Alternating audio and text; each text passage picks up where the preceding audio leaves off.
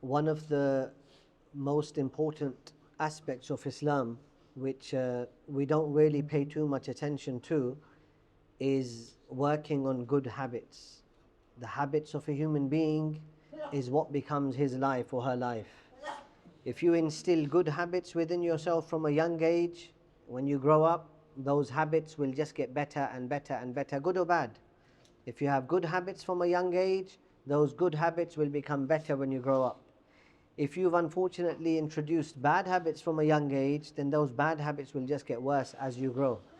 In life, there's not a switch. There's not a switch that you can switch and you can change from good to bad.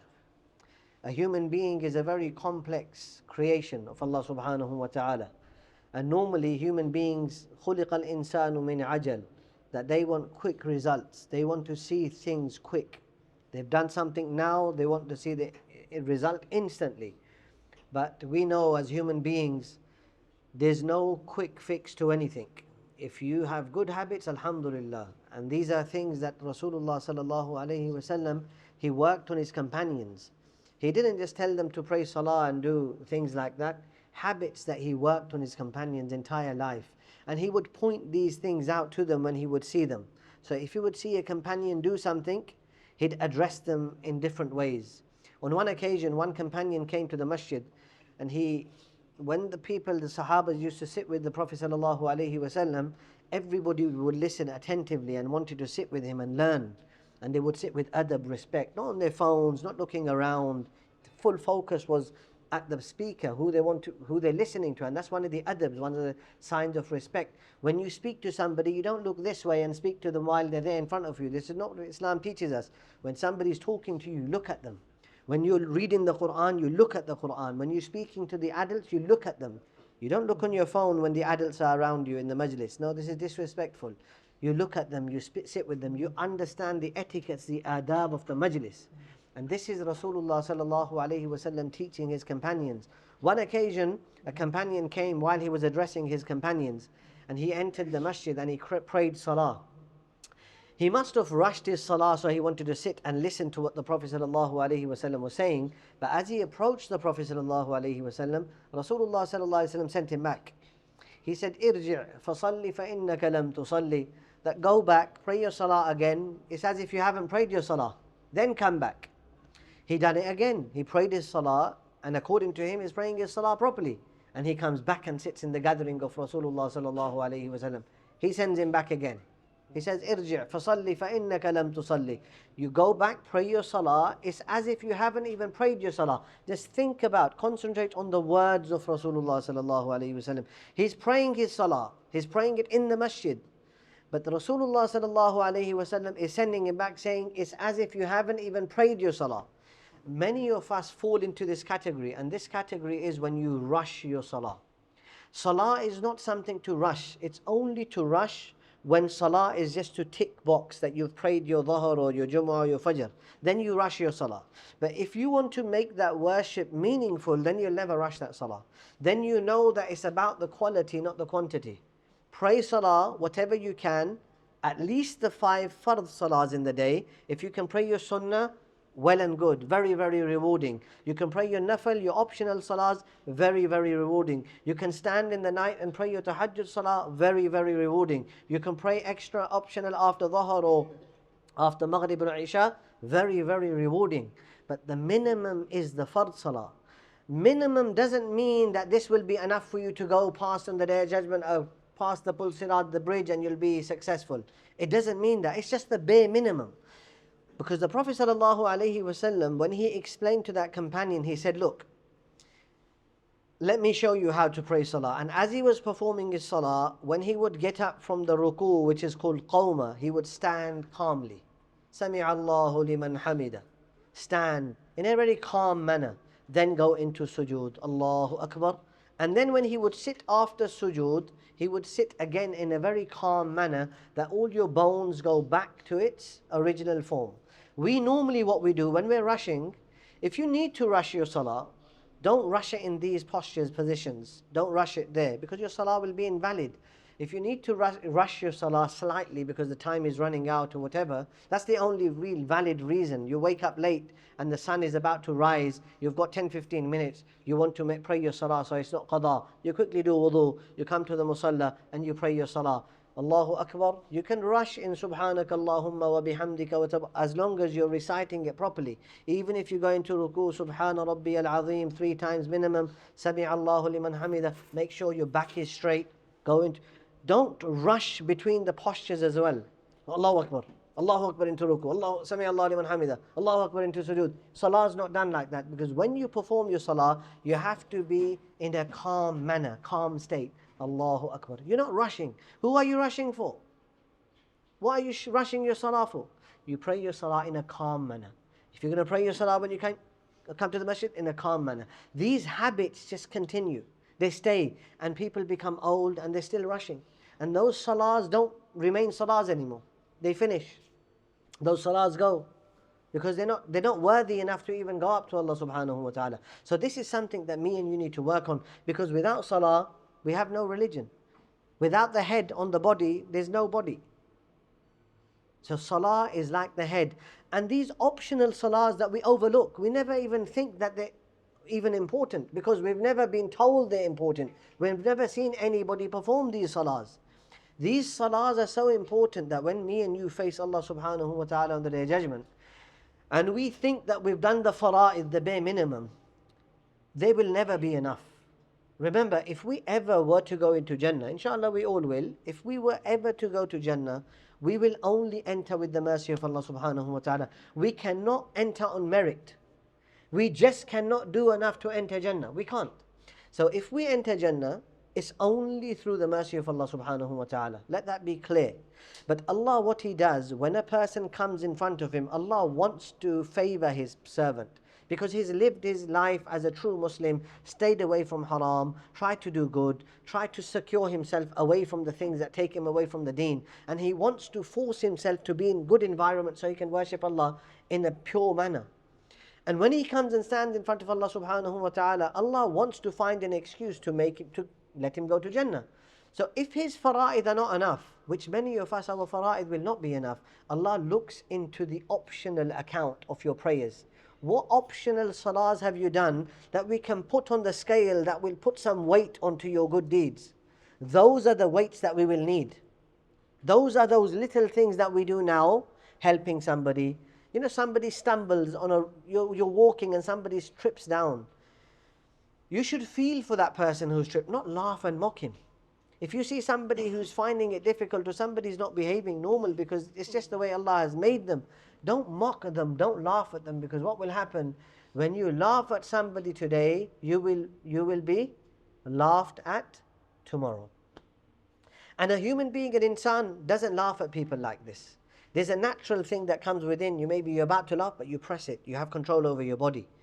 I'm allowed to do this, I'm not allowed to do this. These are habits that the Prophet ﷺ worked on his Sahabas to have within them. That's why after the Prophet ﷺ left this world, his companions completed the deen. Abu Bakr radiallahu anhu done those things that the Prophet ﷺ wished for in his life. He completed. Umar radiallahu anhu completed those things that Rasulullah sallallahu alayhi wasallam used to wish for. Same with Uthman radiallahu anhu, same with Ali. So our deen was fully completed in the time of the 4 khulafa, at the end of the era of Ali radiallahu anhu. And when after the era of Ali radiallahu anhu, you see that fitans, things started to spread.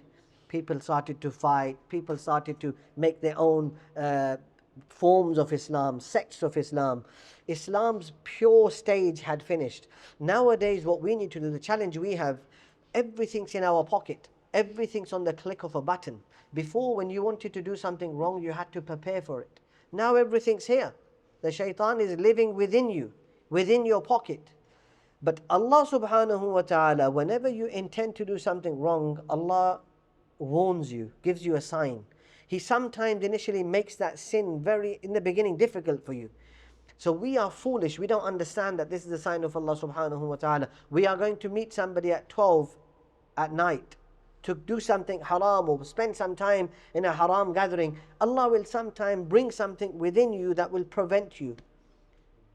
That don't do it. Somebody's had a fall, somebody's had an accident, there's an accident here. You're having to, instead of meet at 12, you're having to meet at 1. But we are so foolish, we don't realize, we don't understand, so we carry on with that sin. The problem is, once you, in the beginning, you're not sure whether to commit the sin or not. But that sin, once you commit it, the barrier between the sin and you goes. Because you've broken that barrier now, and then that sin just becomes another thing to pass time. You felt the peace, or you felt that you know that a little bit of happiness in doing it. You felt the buzz. Now you want to do it again. Now when you do it a second time, that just becomes a habit. Once it becomes a habit, there's saying of poets that say, Jabal Gardad, Jibil na Gardad. If somebody comes and tells you that a mountain has moved from its place, believe him. But if somebody comes and tells you this person's habits have changed, don't believe them. Because then your habits become you. Your life revolves around your habit. Because now you've become weak. You fell into the trap once, twice, 3 times. When that sin becomes a habit, then it's very, very difficult to get away from that sin and that habit. So now is the time when we're growing up. Parents should help you have good habits. Children, when you come to the masjid, your phone should be in your pocket. If Allah has invited you, just say you've been invited to the house of Allah for what? To waste time on your phone, to waste time on watching other things? No, you've been invited for a special, specific reason. When you come, utilize and make the most of that time in the masjid. Put these things aside, because what will happen? Phone will always be with you. Those habits will always be with you. But when you're in the masjid, if you can't stay away from these things, what's going to happen? You've got no chance. There's no chance. That's why when you come to these, be disciplined.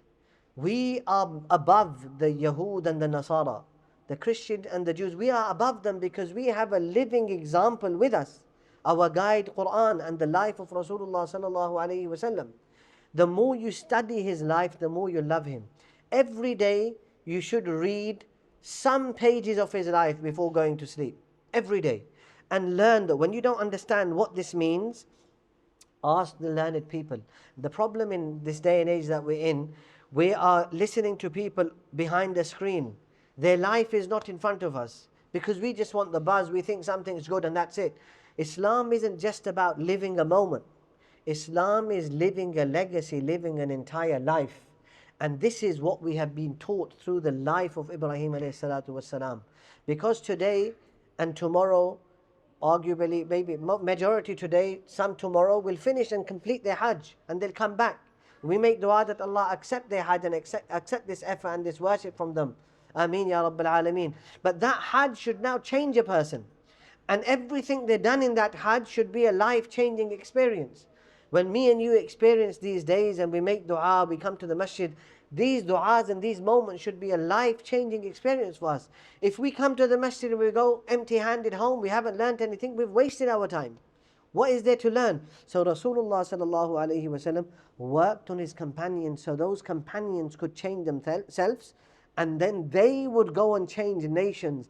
If me and you sitting here today, different colors, different languages, different words we utter, different languages we speak, different traditions we have, but we are united. La ilaha illallah has united us. This is the effort of the companions that left their comfort zone in Medina and spread to the world and spread the call of Islam. If the companions restricted themselves in Medina and were buried in Baqi, me and you wouldn't have been Muslim today. So me and you have to take this further. Everybody can take this further at their own level. The youngster that's in primary school can take this further at their level. The one in secondary school can take it further at their level. The one in college, university, working, old, young, can take it further in their own level. But to take Islam further and to explain to the masses out there, we need to educate ourselves first. And others, they educate themselves from a very young age. Our youth are wasting their time on the phones. What education are you getting from the phone? Nothing. Educate yourself, sacrifice time to come to people who have knowledge, learn about Islam, spread Islam. learn Islam, educate yourself, spread Islam. This should be your target. Whatever, there's no excuse. You're young, middle-aged, old, working, not working, sit at home, doing nothing, going around the most active. Give da'wah on every single opportunity. But how can we give da'wah when we are not living Islam ourselves? Sahabas used to look at other people and you know what they used to say? They used to say, become like us. Kunu mithlana. Why? Because they were the living Quran. They were living Islam. Kunu mithla, become like us, because they were practicing Islam properly. We need to fix ourselves, practice Islam properly ourselves. Once we practice Islam, we can give da'wah to people and they can also become Muslim and we can also benefit from their Islam as well. May Allah subhanahu wa ta'ala give us the understanding of the Deen. Give us the time that we take out the time to learn this Deen first, O Allah, and then spread this Deen in the true manner. Ameen wa akhiru da'wana anil hamdulillahi rabbil alameen.